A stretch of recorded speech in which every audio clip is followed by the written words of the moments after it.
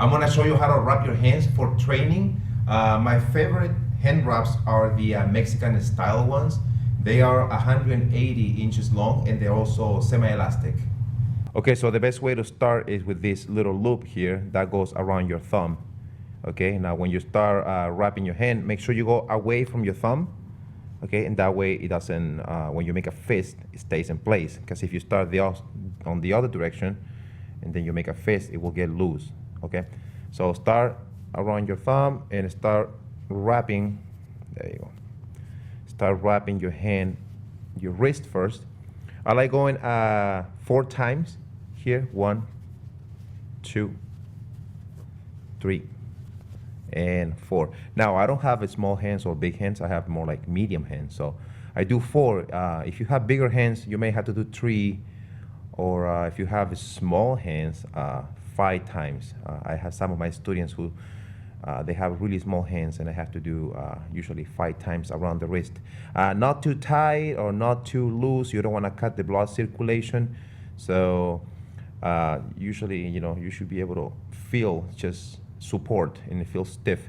Now, after you go 4 times around your wrist, you want to go around your thumb. Just loop your thumb here, right, and go back to the wrist. After that, cover your knuckles. Okay, 4 times. Here, 1, 2, 3, and 4. Okay, there we go. Now make sure they stay right here, about ½ an inch below or in front of your knuckles. Okay. Now, when you've done 4 times around your knuckles, go in the back of your thumb here, and start going in between your fingers. Okay, so start from the outside in. So pinky finger and ring finger first, in between, then middle finger and index. Good.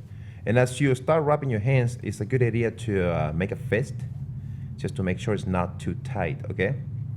Once you've gone through all the fingers, or in between all the fingers, you want to go around your wrist, and then around your knuckles, and then back to the wrist. Okay.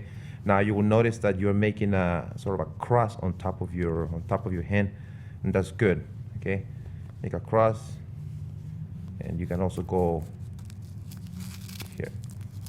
If you have a lot of hand wrap left, you can go across your knuckles here.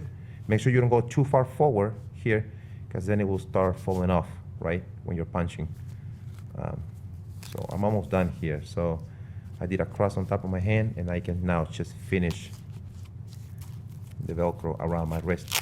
I've seen people finishing the Velcro around here on the knuckles. That's not good. You always want to finish around your wrist. Okay, it should feel good. See the bottom? I have a little space here. When you make a fist, your hand should feel compact.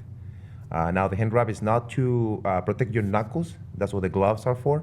It's mostly just to give you support on your wrist, and to make sure that you don't crush your knuckles and your fingers when you punch. Okay, that's it. So do the same thing with the other hand.